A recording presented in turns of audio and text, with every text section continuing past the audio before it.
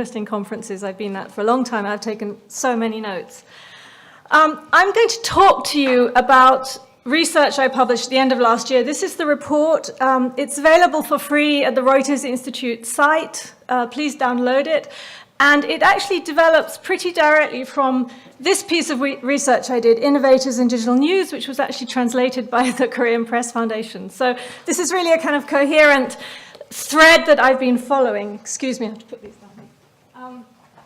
So what I wanted to do with this research is actually look at the aspect of transformation that's happening that I think is being undercovered, a little bit neglected, and that is essentially what's happening inside organizations. And the basic premise behind this work is that the media industry, legacy media, are facing two challenges. One is transforming their content, developing new ways of storytelling, new ways of connecting with audiences. But there's a second transformation taking place in terms of the organizations. My premise is that this is very difficult. It's happening, but it's happening in a piecemeal way, perhaps after the fact.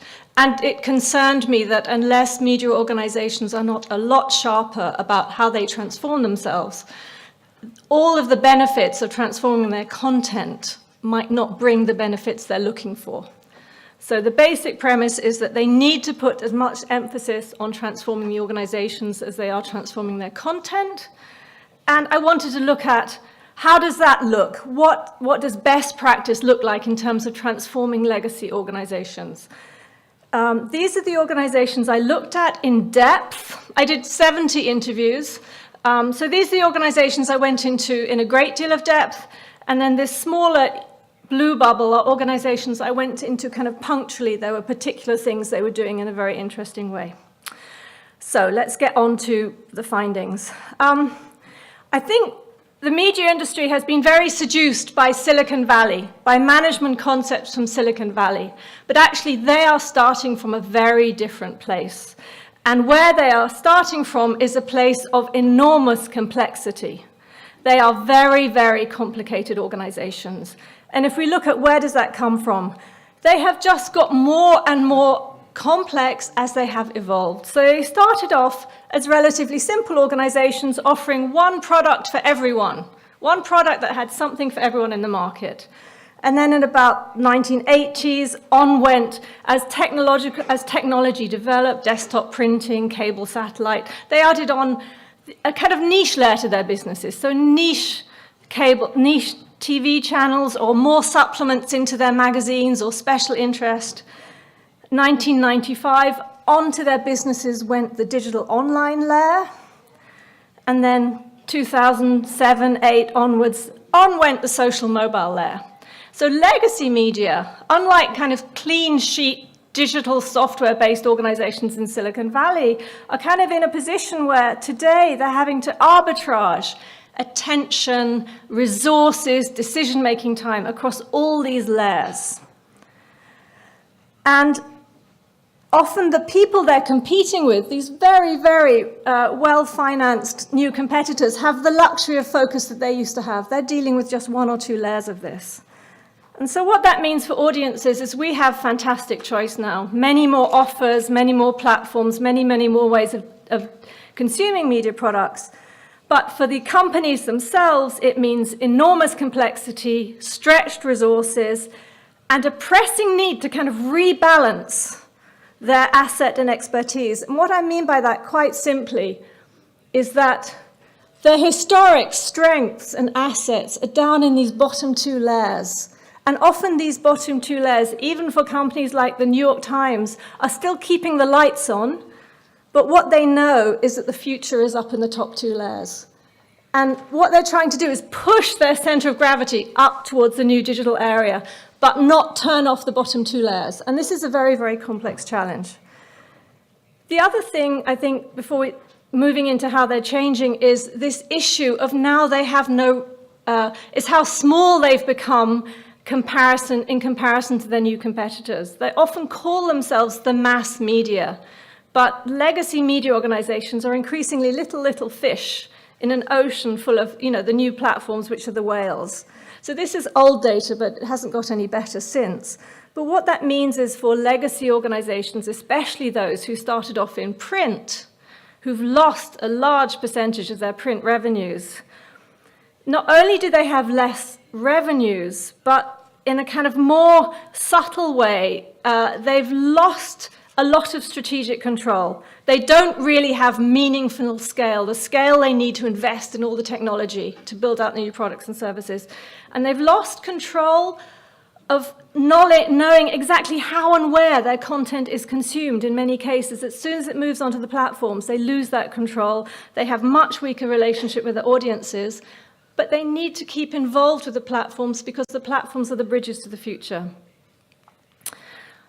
And they've been at this for a long time now. I mean, the internet is over 2 decades old. So what we see with legacy media is they've really now been on this transition process for a long time. Adding extra complexity, as most of the big organizations have what they call tech debt. They have some degree of big transformation programs they never quite finished. Burnout, this was the really surprising finding from this research, is how serious the issue of burnout is in legacy media, in newsrooms and also amongst the change agents who are trying to push these processes through. It's particularly bad for those driving the change and working on this kind of boundary between the old and the new. And this is a comment from the second series of Stranger Things. I don't know how many of you have seen it, but we're in a situation, a lot of legacy companies, where a small group of people really understand the nature of the threat facing established media organizations, but a lot of the organization either doesn't understand it or doesn't want to understand it. So let's move on to how organizations are responding. I think the first thing to start with is strategy. That's how you decide how you're going to change, right? And every organization has a strategy, so I've been asking, okay, what was strategy like? What we find is that strategy has actually been completely hijacked by this very, very difficult environment people find themselves in at the moment. So although they, of course, have long-term strategies, they're using it for planning, they're using it for budgeting, in practice, it keeps getting hijacked by the new hot thing they have to be involved in. It can be notifications, it can be Snapchat, it can be AR, VR, big data, voice is huge at the moment.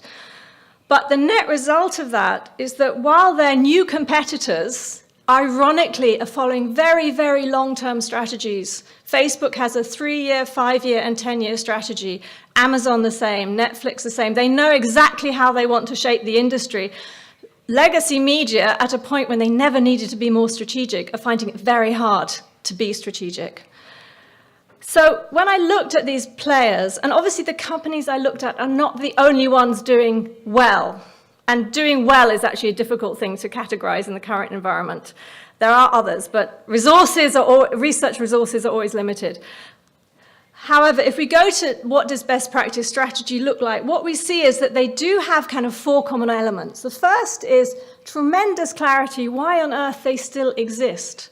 What value, why should any readers or audiences give them either time or money in the current environment? And quite often that is the traditional journalistic mission transferred to the new kind of digital environment. The second area they are very coherent and reflective on, although increasingly they haven't solved the problem, is business model. They have a sense of how they want to finance this. During this 1 year of research, there was a big shift that people today have alluded to from basically being advertising financed to being reader financed, and that reader financing is increasingly being redimensioned as being member financed.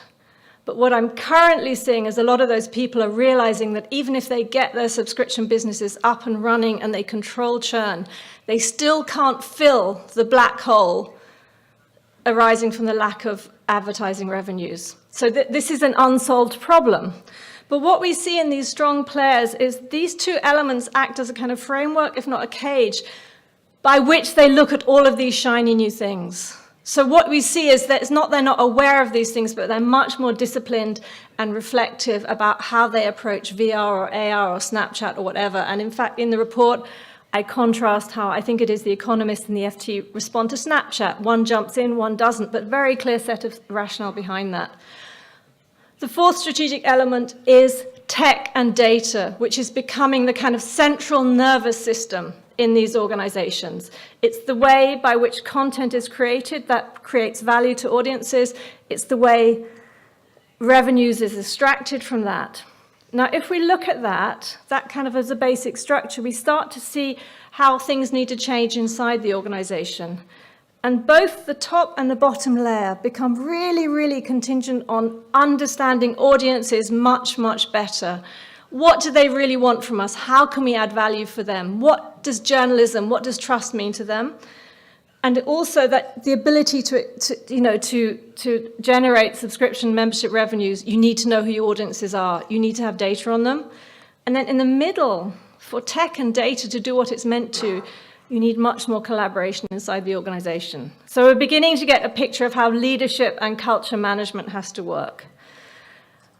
Inside that orange rectangle of tech and data, in the previous book, the big takeaway is this gradual merging of technology and journalism. And what I wanted to do in this book is kind of understand how that's happening. And essentially, in the newsroom, there are 4 points where we're seeing technology and journalism and commercial awareness come together. So the old Chinese walls are becoming a little bit porous. And these are essentially digital storytelling. It's kind of obvious that's where tech and data would come together. Social media teams in the newsroom. Data teams in the newsroom. And finally, product. And product started to fascinate me. It's one of the core stories in this research, the ascendancy of the product function inside the media company.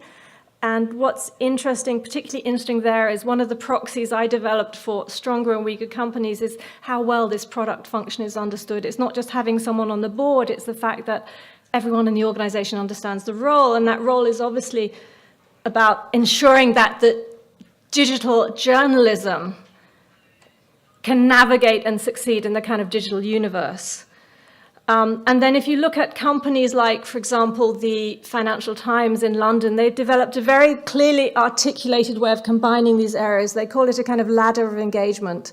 So they use social media as a way to ensure they get stories out to the maximum number of people that could potentially be interested in it. Data is a way of ensuring they connect readers to stories that could interest them, and digital storytelling is a way to kind of deepen engagement and keep them on the platform. And then what we're seeing, actually before I did this research, I did a round of kind of 20 CEO and editor-in-chief interviews saying, what would you really like from this? And one of the things they wanted to know is how are newsrooms being laid out? And essentially what we're seeing is this kind of default, very kind of Silicon Valley layout of, trestle tables with teams. But what's interesting is these new individuals, social media people, data people, being embedded in with the journalists. And that seems to be kind of becoming the kind of new norm. Inside that, just quickly, there's a really interesting little sub-development at kind of individual journalistic level that I think is beginning to set a trend for the new structure, actually, of news products. And this is where particular journalists, and this is not really journalists as brands. When this works, it's a very kind of organic development. And good examples of this would be perhaps Brian Stelter at CNN or Sarah Clift at Vox, or I think even Laura Koonsberg at the BBC. Journalists are given kind of autonomy to develop ownership of a particular field, and it can be quite a geeky field. So Sarah Clift, it's healthcare policy in the US. And they build out that expertise over all of the new platforms by which journalism can take place. So it can be events, it can be Twitter, it can be very conversational Twitter feed, podcasts, newsletter, and so on. And then they build a much more direct kind of visceral relationship with their audiences at a kind of very individual level. And those audiences become kind of people or friends. So Vox were telling me that some of their podcast hosts are getting invitation to listeners' weddings because the listeners view them as people in their lives now. And of course, this is a fantastic basis for sustainability in journalism, that loyalty is up, engagement is up, and so on. what this means, kind of moving on to the inside the organizations, is there's a big shift in what I kind of call the knowledge hierarchy in legacy media organizations. And I think the big shift is that expertise is no longer automatically linked to the length of experience inside organizations. There's a lot of really, really critical knowledge at the lower levels of the organizations, at the periphery, in the newer areas. And for leaders, it becomes really, really important that they have mechanisms and they've created a culture where this information can, not only can they get their messages down, but information can flow up and around and get exchanged between members of the organization. Now, the second thing that these CEOs I interviewed in advance wanted to know is culture. Tell us how to change culture. And this is a kind of recurring refrain in the media over the last 20 years, help us change culture. It seems to me from this research there's three messages that really need to land.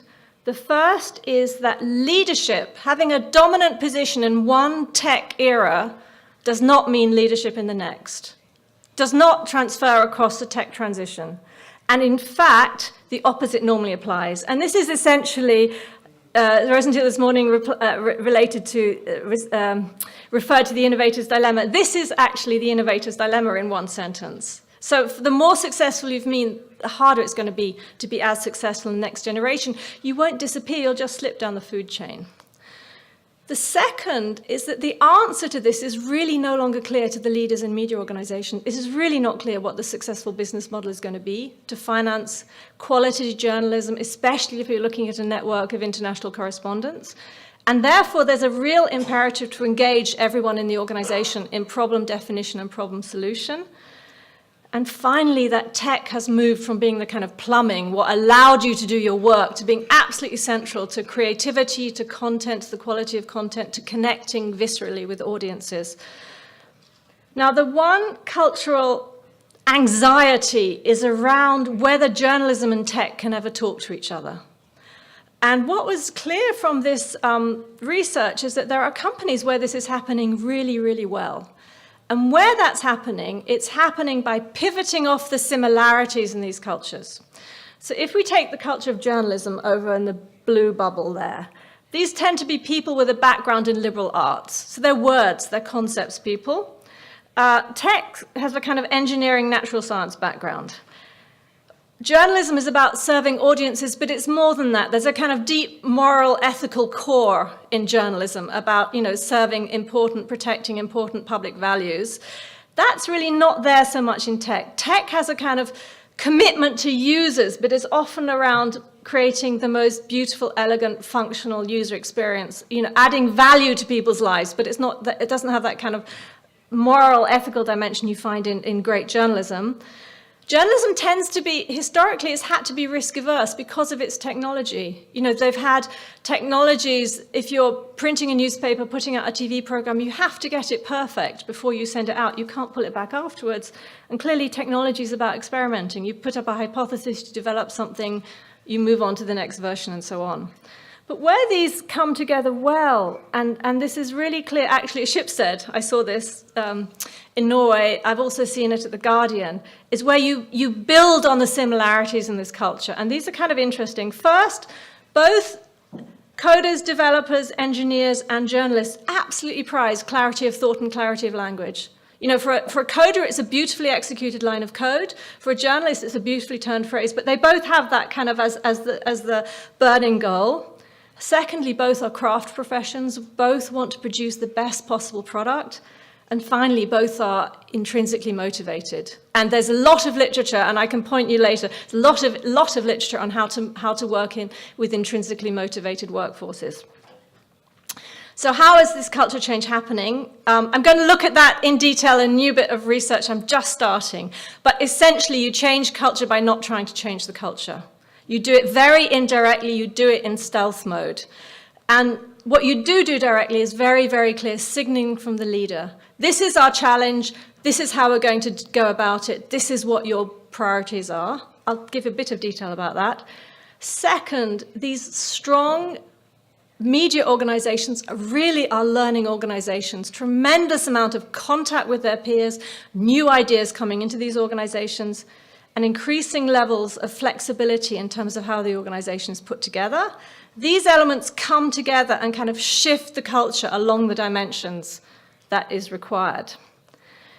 What does this mean? Okay, for leaders, in terms of signaling, this kind of relentless communication, what they're trying to do, this is happening on a very obvious level in terms of lots of town hall meetings, some fantastic newsletters, really, really witty daily, weekly, monthly newsletters, but also a lot of implicit covert signaling. So a lot around meeting choreography. In the most important news meeting of the day, you put social and digital first. New York Times has moved its print meeting to, 3 o'clock in the afternoon on the second floor in a little office. Digital is what it's all about. Washington Post is taking digital out of all job titles because everyone is digital now. And these information channels. So what we're seeing is really 3 big shifts in information for leaders. Firstly, I'm seeing an absolute explosion in kind of reverse mentoring, where the board has a team, each are being mentored by kind of young digital hotshots in the company. Equally, I just heard last week, Axel Springer has put together a digital advisory board, kind of young digital people inside the organization who are advising the main board. Secondly, lots and lots of micro events where leaders have brown bag lunches, frequent relaxed breakfasts with people in the organization they don't normally meet to take the temperature, to understand if they've got it, to get their ideas. And also an absolute explosion of getting in touch with audiences. So a fantastic Belgian newspaper that makes the newsroom journalists ring up anyone who cancels a subscription and find out why. Or an Austrian newspaper that has dinners with readers every month. So 50 readers come into the newsroom and they exchange. So these are just some quotes. This is Financial Times. This is a really prominent journalist who's got a transformation role, doesn't like it very much, but this is his job. He has to make sure the FT survives. And this is Marty Baron, Washington Post. You would expect of all the organizations they get it, but he still sees his job as pushing through this digital message. The pressure to revert back to the old comfortable world never really goes away. In terms of learning, this was really fascinating. I called this porous boundaries. What is astounding is how much exchange there is between leading digital players at the moment. And it's happening on a very, very relaxed level. Permanent visits between newsrooms, people going to talk to each other, sharing responses to challenges. Continuous input. So there's a lot of really attractive, very high-level courses at INSEAD and Harvard and Columbia Business School and so on. But under that, a lot of workshops where the Snapchat team do kind of coach the investigative journalism team and the other way around as well. And then also, as I said, embedding. So this is being used as a way of kind of accelerating the benefits of any training. And also keeping things very realistic. Not everyone has to understand everything. They have to understand why it's potentially important. So this is actually Shipstead, who use it as a kind of way of speeding up acceleration. And this is a fantastic tip from actually a venture capitalist who said, they're trying to fight against this situation where you get a few leaders in the organization who know everyone, know everything. Their knowledge is never shared, so they have to take a junior person with them to every key event they go to. In terms of flexible structures, what we're seeing in the media, yes, they still have their silos, but what we're seeing is the multidisciplinary team is becoming a kind of default unit building block, especially for core strategic projects. And the benefit of that is when that project is over, the team dissolves, that learning gets dispersed further. Embedding, we talked about that, and especially in work markets where there are labor restrictions or where companies don't have the finances to hire everything they want to. We're seeing very high levels of internships, summer fellowships, and this is also a big way of kind of building a pipeline of future digital talent. 4 final points from this research, a bit idiosyncratic, but these are the things that really hit me. Firstly, we've been on this kind of innovation journey. Innovation is absolutely central, but innovation is not strategy. We cannot allow innovation to crowd out putting a lot of attention on this really significant challenge of how we're going to finance serious journalism in the long term, and that is absolutely not solved. Secondly, digital storytelling is really fun. Data is very seductive. Even the most grizzled journalists kind of get into it in the end. But transforming organizations is a grind, and it is wearing a lot of very, very valuable people out, which I think is a huge risk for legacy media. Thirdly, the big surprise for me is how much time I spent on this work, on this term, and it will make all of your hearts sink. HR, people, talent, diversity, burnout, building a culture. All of these areas are actually, I think, the big learning from Silicon Valley. That's what they do really, really well. And the responsibility for this is diffused throughout the whole organization. No senior leader dare roll their eyes at these issues. It's absolutely central. And I think that's where the biggest potential for uptick is. And this is the area I'm going to be looking at in the new research. And finally, I think this is a challenge for me doing the research. Everyone's doing all of this. There's no company that's not doing, doesn't have a data team, doesn't have this, doesn't have that. But the difference between the strong and the weak is the degree to which all of these areas are linked together. Everyone understands what all the other parts are doing. And there's a kind of, and all the decisions are very, very reflective, taken within this context. So that's a kind of lightning tour of the research. Do download it from the Reuters Institute if it's interesting. It's really written to be used. It's not written as an academic document. Lots of bullet points, lots of quotes, and it's only 10,000 words. And it's all done in sections, so you don't even have to read the whole thing. But thank you very much.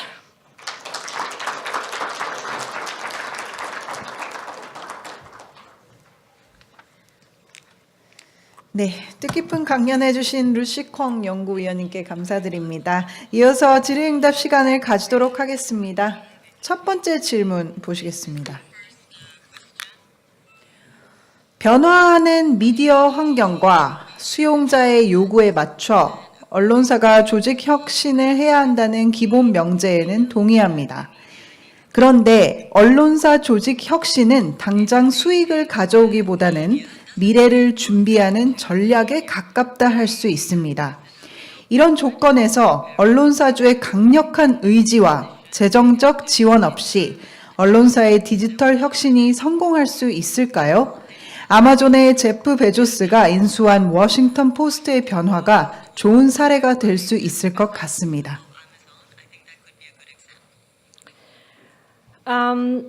Yes, innovation is absolutely critical. But as I said before, it doesn't really solve this deep strategic issue. I think it's really, really interesting, actually, if you look at this, there's been the shift to subscription, as I said, and the people who've executed realize it doesn't still solve the problem. What I'm seeing, actually, and this is becoming an issue for a problem in research, is that we are seeing increasingly the solution is being bought by a very wealthy individual who one hopes is well-intentioned towards the organization. And frankly, when one looks at the level of investment that is required to finance serious journalism, and one looks at the fact that we have to be hitting peak subs soon, I think that is going to be perhaps one of the business models going forward. I mean, I've been surprised in conversations just in the last 10 days of really respected news organizations who have made this shift, who are nonetheless thinking they need to add some level of foundation funding or donation into their business model in order to fund the journalism that should be done, but perhaps doesn't generate the eyeballs that will, help the revenues. 네, 두 번째 질문 보겠습니다. 교수님께서 강조하시는 조직 문화는 레거시 미디어가 아니라 스타트업에 맞는 모델 같습니다. 더구나 아시아처럼 하이어키 문화가 강한 지역에서는 더더욱 그런 것 같은데요.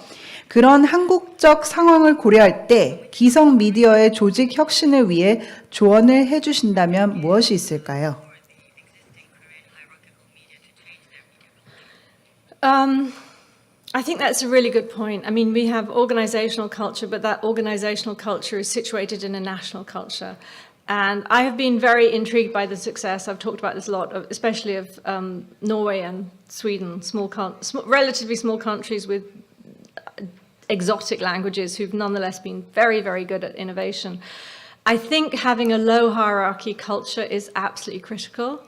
And I understand the challenges there are around addressing that, but I think the more you can reduce hierarchy inside the organization. I mean, the trick you're trying to do is harness everyone's brain and culture and commitment to solving this problem.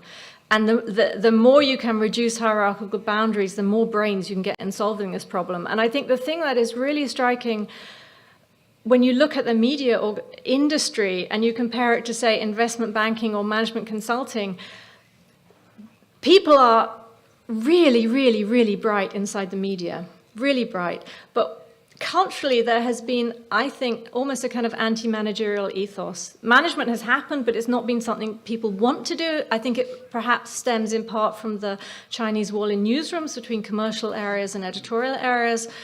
But I think to go forward, especially in a period of resource scarcity, it's going to be absolutely critical that they kind of utilize, the entire brains of those very smart people working there. And, journalists are problem solvers. They're researchers, they're analysts. I mean, this is an amazing untapped resource, I think, inside legacy media.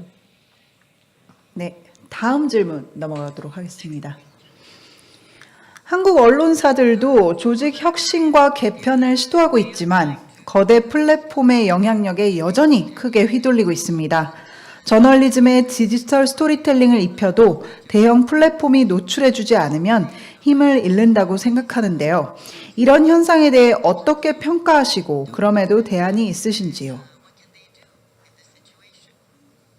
This is the big structural problem. I mean, the challenge, and I don't know enough about the market to comment on how feasible it is you have to try and get people back to your platform, your product, if possible. You need, at minimum, you need registration data. You need some data on your readers in order for to create a kind of sustainable future. 네, 다음 질문으로 넘어가도록 해보겠습니다. 조사 대상 중 한국 언론사도 있었나요? 그리고 있었다면 어떤 항목에서 흥미로운 점이 발견됐는지 궁금합니다. 혹은 다른 아시아 국가의 언론사가 있었는지요? No, I didn't interview any Asian media organizations. Unfortunately, the challenge, as always with research, is firstly getting access. Is very, very time consuming. I mean, in terms of the whole product, the whole project, half the time is spent actually getting access, I would say, for all of my work. So this is always very time consuming. And secondly, there's a budget issue. It's just, unfortunately, there are Asian companies I would really like to research, and that is a goal for the future, but I have to be entirely honest, so far that hasn't been possible.